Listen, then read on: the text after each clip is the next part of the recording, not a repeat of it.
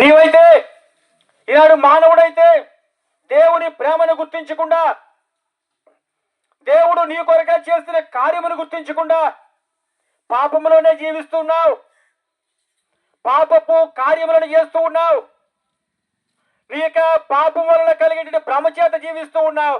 చివరికి నిత్య నరకమునకు నీ వారసులు అయిపోతూ ఉన్నావు. ఇట్టి దుస్థితిలో నిన్ను ప్రేమించి మరొకసారి కృప కలిగిన దేవుడు ఈ ఉదయకాలం ముందు తన యొక్క సువార్తని ముందుకు తీసుకొని వచ్చినాడు. ఈ సమయం నేను పిలుస్తున్నాడు. ప్రయాసపడి భారమును మోసుకొనిచున్న సమస్త జనులారా నా యొద్దకు రండి, నీకు విశ్రాంతినిస్తానని పిలుస్తున్నాడు. నీ కొరకే ప్రాణం ఇచ్చిన దేవుడు, నీ కొరకే రక్తము కార్చిన వాడు, నీ కొరకే చనిపోయి సమాధి చేయబడి తిరిగి లేచిన దేవుడు ఈ సమయంలో ప్రేమతో నిన్ను పిలుస్తూ ఉన్నాడు. నా యొద్దకు రండి, నేను మీకు విశ్రాంతినిస్తాను, నేను మీకు విశ్రాంతినిస్తానని పిలుస్తున్నాడు. సహోదరుడా, త్రోసివేయకు.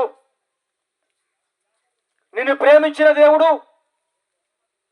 నీ యొద్దకు వచ్చి, నా యొద్దకు రండి, మీ పాపమును క్షమించి మీకు విశ్రాంతినిస్తాను, పరలోకమునకు మిమ్మల్ని వారసులుగా చేస్తానని ఆయన ప్రేమతో నిన్ను పిలుస్తూ ఉన్నాడు.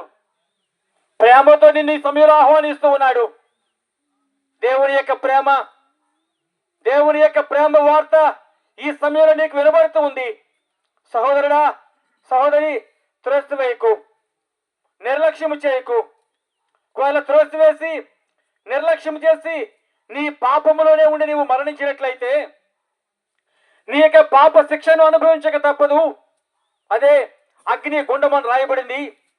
అగ్ని ఆరదు, పురుగు చావదని కూడా లేఖనము జ్ఞాపకం చేస్తుంది. యుగ యుగములు కూడా అగ్ని గంధకములతో మండే గుండములో నీవు యాతన పడవలసి వస్తుంది. అట్టి యాతనకరమైన నరక శిక్ష నుండి నిన్ను తప్పించి, నిన్ను విడిపించి, నీ పాపములు క్షమించి నిత్య